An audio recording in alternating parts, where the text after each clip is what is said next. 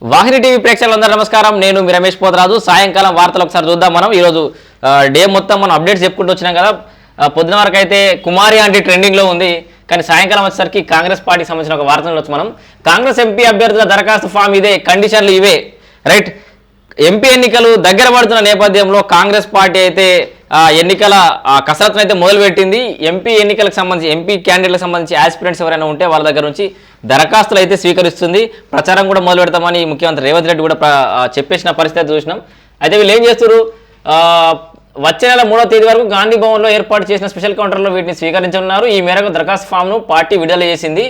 దానికి సంబంధించి అంటే ప్రొఫార్మ్ ఎట్లుంటుంది అనేది అయితే ఈసారి గెలుపు గుర్రాలనే బరిలో దించాలని చెప్పేసి అయితే అభ్యర్థుల వేటను ప్రారంభించింది. అయితే నాకు అనిపిస్తుంది, అంటే నాకు అనుమానం, మరి కాంగ్రెస్ పార్టీ కానీ ఏ పార్టీ కానీ అంత ఒక ఫార్మాలిటీ తంతు లెక్క అనిపిస్తుంది మరి. ఎందుకంటే వాళ్ళు వచ్చిన వాళ్ళకి ఎవరికైతే ఇవ్వాలనుకుంటారో, ఎవరు గెలుస్తారనుకుంటారో వాళ్ళకే ఇస్తారు. ఇంకా ఆశపడ్డలు మత్తు ఉండొచ్చు, అందరి దగ్గరికి వెళ్ళి అభ్యర్థుల నుంచి అప్లికేషన్ అయితే తీసుకుంటారు, కానీ వాళ్ళు వచ్చిన వాళ్ళకి ఇస్తారు.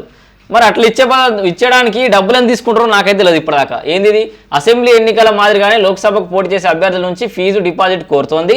ఎస్సీ ఎస్టీ దివ్యాంగ అభ్యర్థుల నుంచి 25,000, ఇతరుల నుంచి 50,000 డీడీ తీయాల్సి ఉంటుందట. మరి వాళ్ళు పార్టీ ఫండ్ కోసం తీసుకుంటారు కావచ్చు మేబీ, బట్ దీని గురించి మనకు పెద్ద వివరాలు ఏం తెలియదు. ఎవరైనా అడిగి తెలుసుకునే ప్రయత్నం చేద్దాం. అయితే ఇక్కడ ఈ కాంగ్రెస్ గెలుపు గుర్రాలకు సంబంధించి మొదటి గుర్రం అయితే అప్లికేషన్ పెట్టుకుంది. మరి అది గెలుపు గుర్రమా కాదా అనేది ప్రజలు డిసైడ్ చేయాలి. వాళ్ళు ఎవరో కాదు, తీన్మార్ మల్లన్న. గత ఎన్నికల్లో కాంగ్రెస్ పార్టీ విజయం కోసం చాలా చోట్ల ప్రచారం చేసి పార్టీ కోసం విజయంలో కీలక పాత్ర పోసినటువంటి తీన్మార్ మల్లన్న ఇగో చూడండి, ఇది తెలంగాణ ప్రదేశ్ కాంగ్రెస్ కమిటీ లోక్సభ ఎన్నికల దరఖాస్తు ఫారం. ఇగో ఏంది, భువనగిరి క్రమ సంఖ్య 14 లోక్సభ నియోజకవర్గం భువనగిరి నుంచి అయితే అప్లికేషన్ పెట్టుకున్నట్టుగా తెలుస్తుంది. దానికి ఆయనకు సంబంధించిన ఆయన అనుచరులు, ఆయనకు సంబంధించిన దగ్గర వ్యక్తులు అయితే ఈ గాంధీ భవన్లో అప్లికేషన్ అయితే ఇచ్చినట్టుగా తెలుస్తుంది. సో ఇదొక పెద్ద డిస్కషన్ అని చెప్పుకోవచ్చు. మరి తీన్మార్ మల్లన్నకు ఎమ్మెల్సీగా అవకాశం ఇస్తారని చెప్పేసి పెద్ద ఎత్తున చర్చ జరిగింది. ఏదైనా నామినేటెడ్ పదవి వస్తుంది అనుకున్నారు, కానీ మరి ఇక్కడ మాత్రం ఎంపీ కోసం అయితే దరఖాస్తు చేసుకున్నట్టుగా తెలుస్తుంది. మరి అది వాళ్ళ అభిమానులు వాళ్ళ కోరిక మేరకే వాళ్ళు అప్లికేషన్ పెట్టుకున్నారా, తీన్మార్ మల్లన్నే కావాలని అప్లికేషన్ పెట్టించడానికి మాత్రం కాలమే నిర్ణయిస్తుంది. ఇక దీంతో పాటు మరికొన్ని వార్తలు చూద్దాం మనం. ఇంకా ఇక్కడే ఈటల రాజేందర్ అట్లాగే కిషన్ రెడ్డి, తెలంగాణ భారతీయ జనతా పార్టీ రాష్ట్ర అధ్యక్షుడు కిషన్ రెడ్డి మరియు ఈటల రాజేందర్ ఆధ్వర్యంలో ఢిల్లీలో కొంతమంది ప్రముఖులు అయితే పార్టీలో జాయిన్ అయినట్టుగా తెలుస్తుంది. మరి ఇప్పటివరకైతే నోటెడ్ పర్సన్స్ అయితే జాయిన్ కాలేదు. ఈటల రాజేందర్ బీజేపీలో జాయిన్ అయిన తర్వాత అంత స్థాయి వ్యక్తులు అయితే సాధారణ ఎన్నికలకు ముందు జాయిన్ కాకపోవడం వల్ల కూడా కొంత బీజేపీ వెనుకబడిందని చెప్పుకోవచ్చు. అయితే ఈ పార్లమెంట్ ఎన్నికలకు ముందు మెల్లగా వాళ్ళ గేమ్ అయితే స్టార్ట్ చేసినట్టుగా తెలుస్తుంది. ఎంత కాదన్నా ఈసారి కాంగ్రెస్ వర్సెస్ బీజేపీ కూడా ఉండే అవకాశం అవుతుంది. ఎందుకంటే నేషనల్ పార్టీస్ బీజేపీ ఎంపీ ఎన్నికల విషయంలో బీజేపీ పర్ఫార్మెన్స్ బాగుంటుందని కూడా సర్వే రిపోర్ట్ కూడా చెప్తున్న నేపథ్యంలో మరి తెలంగాణలో దాని పర్ఫార్మెన్స్ ఎలా ఉండబోతుందో కూడా మనం చూడాల్సిన పరిస్థితి ఉంది. చూడొచ్చు ఎవరెవరు జాయిన్ అయ్యారంటే కేంద్ర మంత్రి కిషన్ రెడ్డి, బీజేపీ జాతీయ కార్యవర్గ సభ్యులు ఈటల రాజేందర్ సమక్షంలో ఢిల్లీలో బీజేపీలో చేరిన పలువురు మేధావులు, పారిశ్రామికవేత్తలను ఒక వార్త చూడవచ్చు.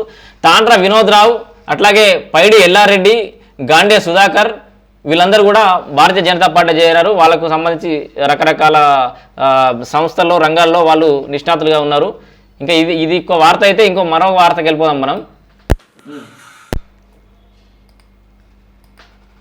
ఇక్కడ ఇంకొక వార్త, రైట్. ఈ వార్త చాలా మంది కొట్టిపడేసి ఉంటారు, చాలా చిన్న వార్తలాగా మీరు మూల తీసేయచ్చు, కానీ ఎన్నికల వేళ బీఆర్ఎస్కు మరో బిగ్ షాక్. ఇటువంటి వార్తలు మత్తుకొస్తున్నాయి ఈ బిగ్ షాక్లు అనుకుంటా. ఇంకా వాళ్ళ కొత్త షాక్ తగిలేది ఏముంది, అధికారం పోయిందని అనుకుంటారేమో. అధికారం పోవడంతో పాటు ఇంకా అధపాతాలనికి అయితే పోతున్నారు వాళ్ళు. ఇంకా వైసీపీలోకి మాజీ మంత్రి, అరే వైసీపీ పోవడం అనుకుంటారా? మరి ఈయన మొత్తం దేశ రాజకీయాలను నేలేస్తా, ఏకఛత్రాధిపత్యంగా సుట్టేస్తా, దేశ్కి నేత కేసీఆర్ అని ప్రచారం చేసిరు కదా.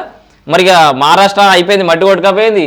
ఇటు మన ఏపీలో కూడా మొదలుపెట్టిందిగా మెల్ల దుకాణం. మరి ప్రత్యేక తెలంగాణ కాంక్ష కోసమే ఏర్పడ్డ టీఆర్ఎస్ పార్టీ బీఆర్ఎస్ పార్టీగా అవతారం ఎత్తి వేరే రాష్ట్రాల్లో తిరిగినా కూడా ఉన్న రాష్ట్రంలో అధికారం కోల్పోయి వేరే రాష్ట్రాల్లో తన ఉనికిని కూడా మొత్తం కోల్పోతున్న పరిస్థితి 10 మంది తెలియక ముందుకే పాతాళానికైతే పోతుంది. ఏం జరుగుతుంది, తెలంగాణ అసెంబ్లీ ఎన్నికల్లో ఓటమి పాలైన బీఆర్ఎస్కు పొరుగు రాష్ట్రమైన ఆంధ్రప్రదేశ్లోనూ మరో బిగ్ షాక్ తగిలింది. ఆంధ్రప్రదేశ్ అసెంబ్లీ పార్లమెంట్ ఎన్నికలకు ముందే బీఆర్ఎస్ పార్టీకి మాజీ మంత్రి రావెల కిషోర్ బాబు షాక్ ఇచ్చారు.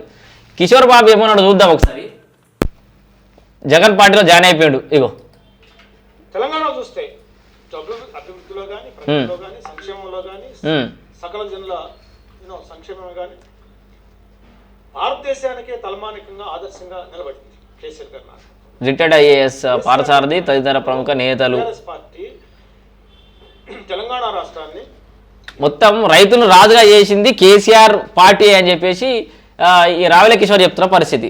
అంటే ఆంధ్ర కూడా తన ఆధిపత్యాన్ని చెలాయించాలి, అక్కడ తన ప్రభావం చూపాటాలమ్మా అనుకున్న కేసీఆర్ ఇప్పుడు ఆయన ప్రభావం ఆయన సాధించిన తెలంగాణలో కోల్పోవడం ఇక మిగతా రాష్ట్రాల్లో ఉంటుందని అయితే వాళ్ళకి ఎట్లా నమ్మకం ఉంటుంది. సో ఒక్కొక్కరిగా వేరే రాష్ట్రాలలో ఇన్ఛార్జ్లా తీసుకున్న వాళ్ళు వీళ్ళని నమ్ముకొని పార్టీలో జాయిన్ అయిన ఇతరత్ర నాయకులు, చిన్న చోటా మోటా నాయకులు కానీ బడ నాయకులు కానీ మెల్లమెల్లగా పార్టీ విడుతున్న పరిస్థితి ఉంది. రాష్ట్రంలో కూడా పార్టీ విడుతున్న నేపథ్యంలో మిగతా రాష్ట్రాల్లో కూడా అదే పరిస్థితి.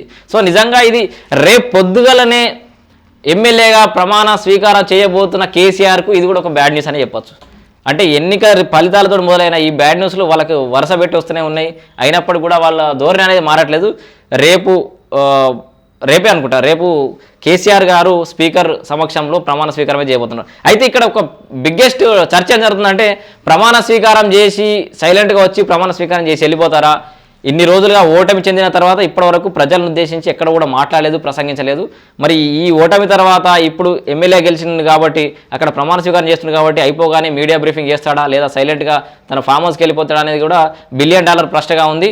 ఒకవేళ మాట్లాడితే కనుక పులి బీఆర్ఎస్ వాళ్ళు చెప్తున్నాడు కనుక పులి బయటకు వస్తుంది, మరి వాళ్ళు సిద్ధం చేసినావా రేవంత్ రెడ్డి అని చెప్పేసి కామెంట్లు చేస్తున్న నేపథ్యంలో మరి ఆ పులి డైలాగులకు ఆయన చేసే కామెంట్లకు విమర్శలకు తిప్పు కొట్టేందుకు కాంగ్రెస్ సిద్ధంగా ఉందా, వాళ్ళ మనసులో ఏముందా అని అయితే మనకు అయితే మాత్రం తెలియదు. కానీ మీడియాకు మాత్రం పండగనే చెప్పుకోవచ్చు. కేసీఆర్ కనుక బయటకు వస్తే మీడియా ఛానల్లో రేపు ఒక పండగ వాతావరణం అయితే కనబడే అవకాశం అయితే ఎంతైనా ఉంది. సో ఇది సాయంత్రం వరకు ఉన్నటువంటి హైలైట్ పాయింట్స్. మరిన్ని హైలైట్ పాయింట్స్తో మళ్ళీ రేపు ఉదయం కలుద్దాం. Thank you. Until stay tune Vahini TV.